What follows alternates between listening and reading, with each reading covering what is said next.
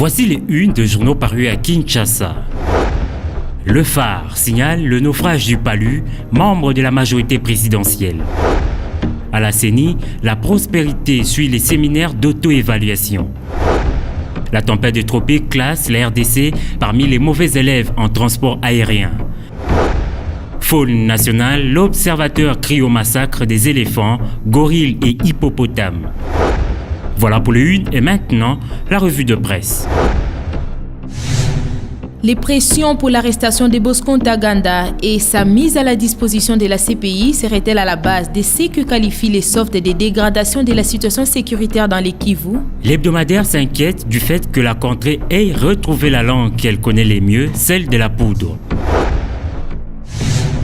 Au Sénat, l'Observateur fixe au 16 avril prochain la validation des suppléants sénateurs. Il s'agit, tel que le rappelle le confrère, de remplacer les 22 membres de la Chambre haute, élus députés lors des législatives du 28 novembre dernier. Poursuite du mois de la femme, les phares suivent la tournée des dames ingénieurs dans les écoles de Kinshasa. Une suite des activités de mars en ce moment où le journal relève le taux très élevé des écolières attirées par les filières telles que la coupe et couture, les sciences infirmières, l'esthétique et l'hôtellerie.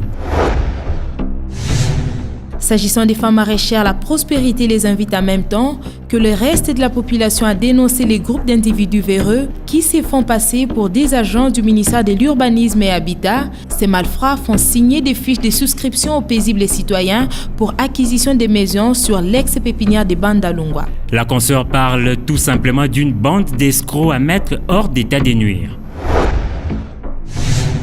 La Colombe aborde pour sa part les sports à la suite du rejet de la démission d'Amici Tango Fort par les conseils suprêmes des V-Clubs. L'hebdomadaire restitue les vraies causes du tsunami du week-end dernier. On a vu des équipes congolaises sans compétition dans les jambes. Il en sera ainsi aussi longtemps que des solutions ne seront pas trouvées sur l'organisation du championnat local. Tournons la page de ces déboires pour la 8e édition du Festival des ballets annoncé par les potentiels qu'organise la compagnie des danses Les Itinérants du 12 au 15 avril à Kinshasa. Les quotidiens évoquent la passion de la danse mais aussi les soucis de pérenniser les festivals et garder l'identité congolaise sur l'échiquier international. Dernière question, l'avenir se demande si Pascal Taboulet rentrera ou ne rentrera pas.